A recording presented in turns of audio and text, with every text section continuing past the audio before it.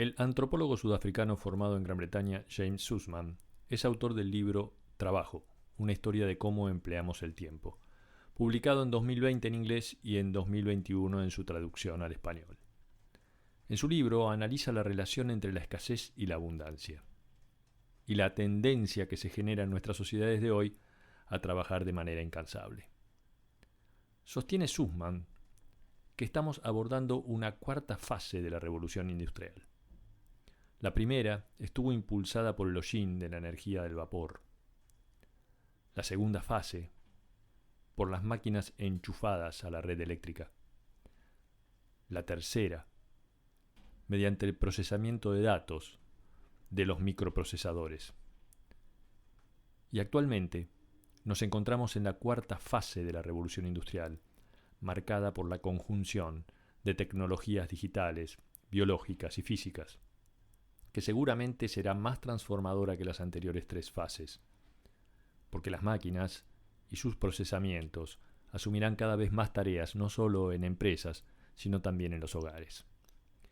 La presencia de máquinas, robots e inteligencia artificial absorbiendo empleos genera honda preocupación en la mayor parte de los trabajadores, no solo en obreros poco calificados como era usual, sino incluso entre trabajadores muy calificados, pasibles de ser reemplazados por la automatización. Pero, ¿debemos preocuparnos por esto? Trabajamos para vivir y vivimos para trabajar. Desde esta perspectiva, claro que deberíamos estar sumamente preocupados. Porque nuestro trabajo nos define, le da sentido a nuestra vida. Nuestro trabajo nos vincula con las demás personas, conforma nuestros valores e incluso diseña nuestras lealtades políticas. En nuestra cultura creemos que estamos genéticamente diseñados para trabajar. Si así fuera, verdaderamente deberíamos preocuparnos por el avance de la tecnología. Pero, ¿estamos genéticamente diseñados para trabajar? Adam Smith, en el siglo XVIII, ya consideraba que las máquinas serían útiles para reducir nuestras tareas. Oscar Wilde sostenía que las máquinas, en el futuro, harían el trabajo desagradable en lugar de las personas. Pero quizás nadie fue tan claro sobre este punto como John Maynard Keynes. En 1930, Keynes escribió un ensayo titulado Las posibilidades económicas de nuestros nietos. En este ensayo, Keynes plantea que para 2030, o sea, 100 años después de haber escrito su ensayo, los seres humanos seríamos muchos más ricos y muchos más avanzados tecnológicamente, al punto de haber resuelto el problema de la escasez, que es el gran problema de la economía. Y a partir de resolver el dilema de la escasez, deberíamos poder trabajar solo 15 horas a la semana, pudiendo disponer del resto del tiempo para otras cosas distintas al trabajo. Analizando el ensayo de Keynes 90 años después, se pueden observar aciertos y errores. Keynes acertó en que la humanidad lograría una altísima acumulación de riqueza, pero falló al proyectar cuándo eso sucedería. Su cálculo fue conservador. En verdad, alcanzamos los niveles de riqueza y abundancia planteados por Keynes hace varias décadas, aproximadamente 1980, y desde entonces la civilización no ha hecho otra cosa que seguir enriqueciéndose. Hemos superado hace 30 o 40 años los umbrales de crecimiento que predijo Keynes. Sin embargo, aquí estamos trabajando casi tantas horas como la gente lo hacía en los años de 1930. Pero si el error de su primera predicción fue meramente temporal, se equivocó claramente en la segunda predicción, porque ciertamente no trabajamos 15 horas por semana. De hecho, la proporción es inversa. Cuanto más dinero se gana, más horas se trabaja en general. Si el objetivo de ser rico es trabajar menos, eso no está funcionando. Las personas que suben los niveles de ingreso en grados de abundancia inimaginables para los tiempos de Keynes están agobiadas, quemadas, queriendo siempre más, sintiendo que nada es suficiente. ¿Qué salió mal en el análisis de Keynes? Este es el interrogante que se plantea James Sussman en su libro sobre historia del trabajo y el tiempo. Sussman ha pasado 30 años estudiando y viviendo con una de las últimas sociedades de cazadores-recolectores que perviven, los Shuswashi. En nuestra historia siempre ha predominado la idea jovesiana de que la vida, antes de la civilización, era desagradable, brutal y breve. Pero, ¿era esto cierto? Según los análisis más modernos de la antropología, los cazadores-recolectores eran poblaciones que solían estar sanas y en general bien alimentadas, con dietas diversificadas y trabajando solo unas 15 horas semanales para cazar y recolectar. Por lo tanto, Keynes lo miró al revés, porque la humanidad ya había resuelto el problema de la escasez mucho antes de llegar a la modernidad. Los cazadores-recolectores trabajaban 15 horas a la semana, y a causa de ello es que lograron regular eficazmente sus deseos. Los cazadores-recolectores eran capaces de cubrir todas sus necesidades básicas trabajando entre 17 horas las mujeres y 15 horas semanales los varones buscando alimento. Luego trabajarían similar cantidad de horas en actividades domésticas como cocinar, hacer fuego, arreglar herramientas y otras tareas. Trabajaban menos que nosotros y no vivían al borde de la inanición. Disfrutaban de bastante tiempo libre y estaban sorprendentemente bien alimentados sobre la base de relativamente poco esfuerzo. Un esfuerzo que solo hacían los individuos económicamente activos, ya que los ancianos y los niños eran protegidos. No se esperaba que ninguno de ellos trabajara.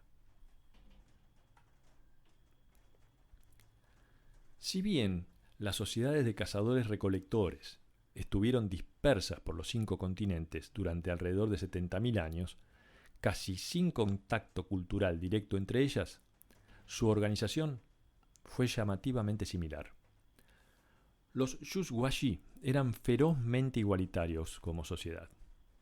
Y uno de los sistemas que articulaba esta igualdad era la llamada demanda compartida, lo que para algunos antropólogos era una tolerancia al robo. La demanda compartida de los cazadores-recolectores invierte nuestras reglas sobre el dar, el compartir y el recibir. Cuando nosotros pedimos algo decimos por favor, lo cual es una oferta de deuda. Cuando alguien nos da algo, le damos las gracias, que es como decir, estoy en deuda contigo. Hay una especie de sensación de intercambio que incluso puede interrumpirse por el derecho del que da de negar algo a quien lo pide. Pero en la cultura cazadora-recolectora esa relación se invierte. Compartir la demanda significa que cualquier persona de una sociedad puede acudir a cualquier otra persona y exigirle algo. Existe un derecho a exigir que el otro comparta conmigo lo que tiene. Y no se considera de mala educación esta exigencia. Por esa razón, nadie se molesta en adquirir bienes o servicios que finalmente deberá compartir y regalar de todos modos. Y en ese entendimiento, todos terminan compartiéndolo todo de forma espontánea. Compartir la demanda era una forma de distribuir recursos dentro de la sociedad de los cazadores-recolectores. Se trataba de un sentido de moderación social, que finalmente terminaba generando una verdadera armonía colectiva. En la vida de los cazadores-recolectores había una sensación real de que si alguien intentaba acumular recursos o dominar su distribución, no era la conducta correcta y generaba tensiones y ansiedades, porque se consideraba que la creación de jerarquías ponía en riesgo la vida social del grupo. Otro dispositivo igualitario que utilizaban los cazadores-recolectores era el insulto a la carne. Como dijimos, en el mundo de los Shuswashi, la gente no le daba mucha importancia a los recursos materiales. Las cosas se comparten de manera fácil y uniforme. Pero hay un recurso muy apreciado, que era la carne, una de las pocas cosas que podía generar celos e ira entre la gente, si se veían excluidos de su consumo. Cuando un cazador regresaba con una presa, mucho más si era una presa espectacular, el cazador no era elogiado de la manera que podríamos suponer hoy.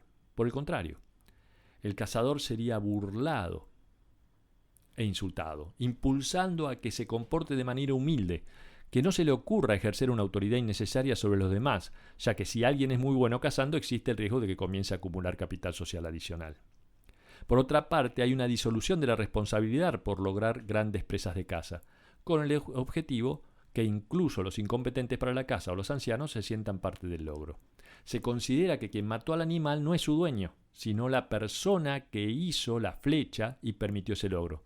Incluso quienes fabricaban las flechas recibían también los insultos.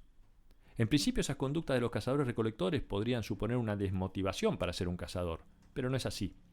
La gente disfruta de un trabajo que le da especial placer. En el caso de los Yuzhuashi, la caza es un trabajo extraordinariamente gratificante.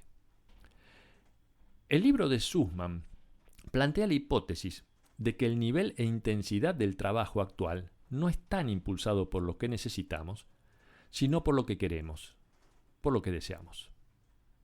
Por lo tanto, estos altos niveles de trabajo están impulsados por cómo, socialmente, regulamos o alentamos los deseos.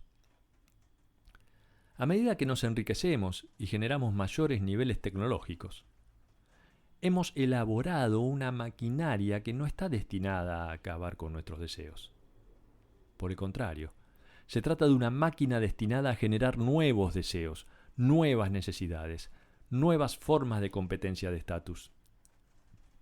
Por eso concluye Sussman que nuestro actual sistema económico no puede resolver el problema de la escasez, porque no está diseñado para ese objetivo, sino por el contrario, está diseñado para generar interminablemente la sensación de más escasez dentro de nosotros. Esa es la razón por la que seguimos trabajando más y más duro, sintiendo que tenemos cada vez menos. Keynes supuso que una vez alcanzada la combinación de alto crecimiento del capital con mejores niveles de productividad y gran avance tecnológico, nadie estaría trabajando más de 15 horas a la semana, al satisfacerse las necesidades básicas de todos.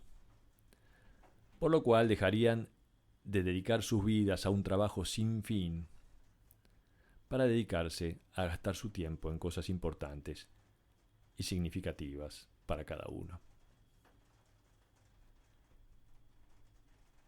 El sueño utópico de Keynes se asentaba en una serie de ideas culturales preestablecidas, como ciertas y profundamente arraigadas en nuestra sociedad. Como por ejemplo que las sociedades anteriores a la civilización, los cazadores-recolectores, soportaron vidas de miseria conviviendo con el hambre, lo cual terminó generando esa obsesión que tenemos por la escasez. Pero el modelo de los cazadores-recolectores nos indica que la abundancia no proviene de una producción interminable, sino de regular eficazmente lo que deseamos. Las sociedades cazadoras-recolectoras fueron un modelo que funcionó, pero siempre que se entienda como un sistema cultural total, integral. Fue bueno si se juzga por su resistencia en el tiempo. Fue una forma muy sostenible de trabajar que duró 300.000 años. Las sociedades de cazadores-recolectores han sido muy eficaces modelos para mantener los deseos bajo control, permitiendo que los niveles de abundancia alcanzaran un grado suficiente para la satisfacción de todos. En cambio, nuestra actual sociedad es lo contrario. Es un motor sin fin de producción de deseo. Un modelo generador de nuevas necesidades. ¿Qué enseñanza podríamos tomar de aquellas antiguas sociedades? La idea económica clásica es que tenemos deseos infinitos, pero recursos limitados. Y por ende, la economía se dedica a estudiar la manera de asignar recursos escasos para satisfacer deseos infinitos, siendo el trabajo el puente que nos permite salvar la brecha entre ambos. Mientras la economía clásica nos empuja a querer siempre más, impulsados por deseos infinitos, los cazadores-recolectores tenían deseos inmediatos, que se cumplían con relativa facilidad. Por eso no tenían sentido para ellos acumular. A menudo buscamos respuestas sobre la naturaleza humana. ¿Somos intrínsecamente buenos? ¿Somos intrínsecamente malos? ¿Somos básicamente amables con los otros o somos egoístas? En realidad, se trata de comportamientos culturales, aunque se sientan naturales. De eso se trata el poder extraordinario de la cultura sobre nosotros. Somos hacedores, creadores, pensadores y obtenemos una intensa satisfacción personal al hacerlo. Vivimos en sociedades en las que obtenemos credibilidad y satisfacción social trabajando. Y a quien no trabaja se le niega la dignidad social. Pero, ¿qué es el trabajo? Hace unos 12.000 años nacieron las sociedades agrícolas. Según la narrativa tradicional en la zona del Levante de Medio Oriente. Y fue la agricultura la que cambió nuestra percepción sobre la idea de trabajo. La transición de la historia humana a la agricultura transforma la idea de experimentar el trabajo y la forma de percibir el tiempo. Antes de la agricultura, la gente no tenía historia. No se hablaba en términos históricos. No se pensaba en términos temporales. La razón era que los cazadores-recolectores tenían una llamada economía de retorno inmediato, que quiere decir que todo el esfuerzo económico está destinado a satisfacer las necesidades para ese día. En pocas horas, el esfuerzo espontáneo permitía llenar sus estómagos, y por ello no desarrollaron ideas de proyecto a futuro ni se dedicaban a pensar en el pasado. Donde los cazadores-recolectores veían un entorno proveedor, casi generoso, los agricultores comienzan a ver un entorno solo potencialmente proveedor, que para ser previsible debe mediar la inversión en el trabajo, y esa inversión requiere de considerar una escala de tiempo, ya que la tarea se dirige a una recompensa futura. Los agricultores se veían atrapados en un tiempo circular en el que invertían trabajo para obtener resultados de la tierra que se daría en el futuro. Y esto, por supuesto, cambió la relación del ser humano con la tierra, que se convirtió en una cosa propia, cambiando las relaciones de territorialidad y propiedad. Tradicionalmente, se ha pensado que la capacidad de dominar los cultivos fue adoptada por los cazadores-recolectores por tratarse de algo superador a lo que tenían. Pero por lo que ahora sabemos, la agricultura se desarrolló en sociedades contemporáneas y aisladas, sin contacto posible entre ellas. ¿Por qué sucedió? No lo sabemos. Aunque en el caso del Medio Oriente hay evidencias de un cambio climático profundo. De pronto, los campos de trigo silvestres se hicieron tan prolíficos que la gente se volvió dependiente de ellos en tiempos de bonanza. Solo se requería recoger y alimentarse. Es como tener un árbol de frutas que en un momento dado se reproduce de una manera increíble, facilitando a tal punto su acceso a este alimento que te volvés dependiente. Después de 200 años de depender de ese mismo alimento de fácil acceso, ya es muy difícil volver a la caza y recolección, porque se pierden las habilidades que deben trasladarse de manera oral de generación en generación. Se trata de conocimientos que tienen miles de años, pero que bastarán 2 generaciones sin repetirlos para perderlos. Pero en ese marco, de pronto, el clima cambia de nuevo. Esos alimentos que abundaban comienzan a escasear, y las poblaciones comienzan a tratar de accionar para recuperar su ciclo.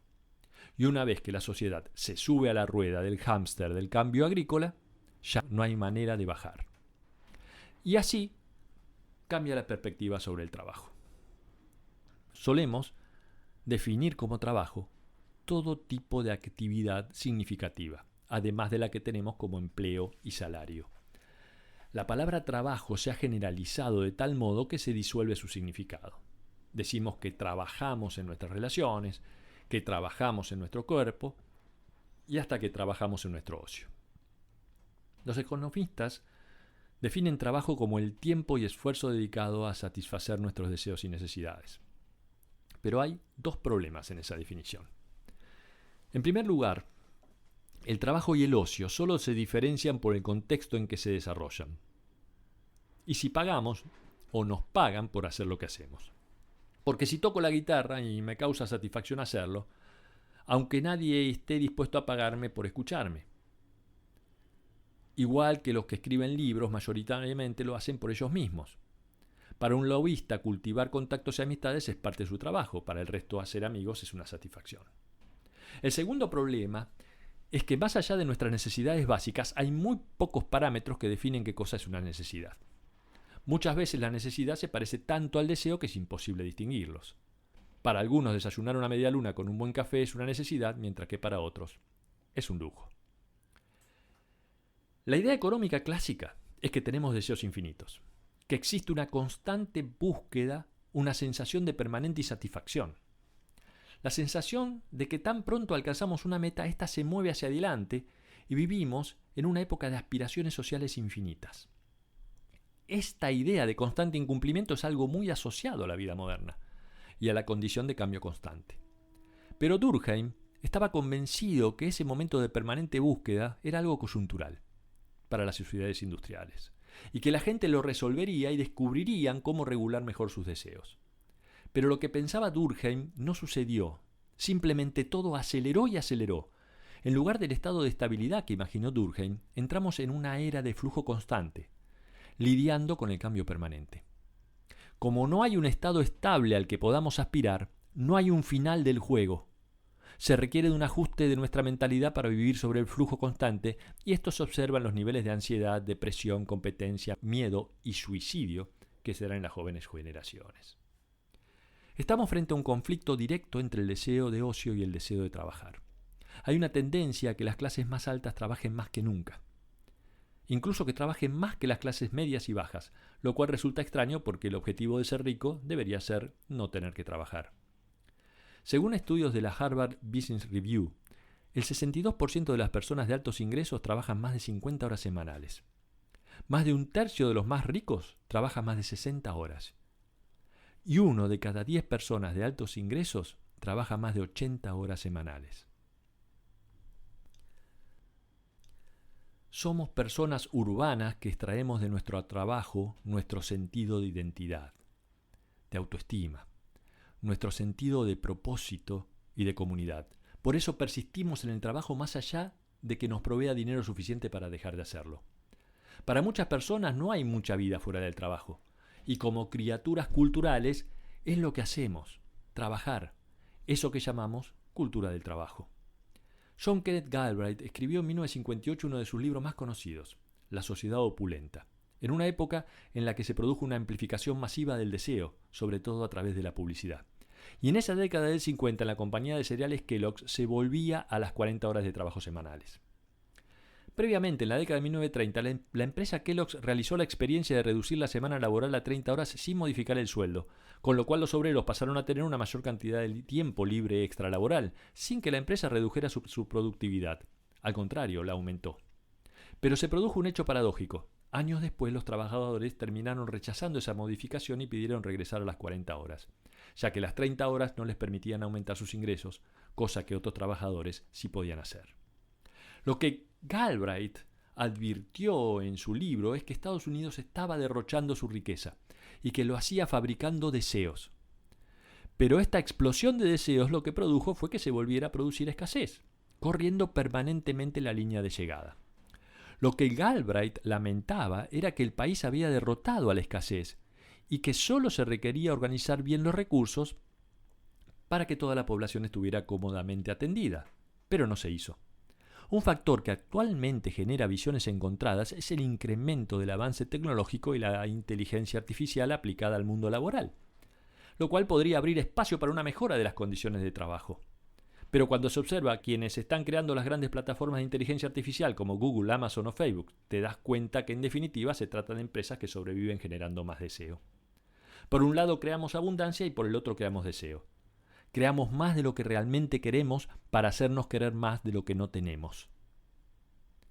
Sussman no se manifiesta optimista, pero sí mantiene la esperanza.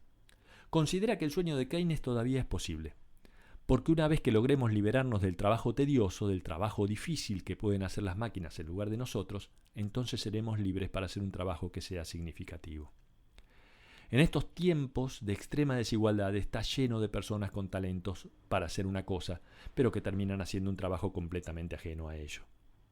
El mundo está lleno de grandes músicas que nadie ha escuchado, y eso se debe a la forma en que hemos organizado nuestro sistema de trabajo. Tenemos dos grandes problemas en nuestra sociedad: el drama medioambiental y el drama de la aguda fragmentación social de un mundo cada vez más pequeño. La primera restricción es en materia ambiental, ya que se ve muy claro que necesitamos restringir nuestro comportamiento económico de una u otra forma, o al menos modificarlo. El segundo drama es que la amplificación continua del deseo genera aún más desigualdad. Y hay algo dentro de nuestra naturaleza que responde muy visceralmente a la desigualdad.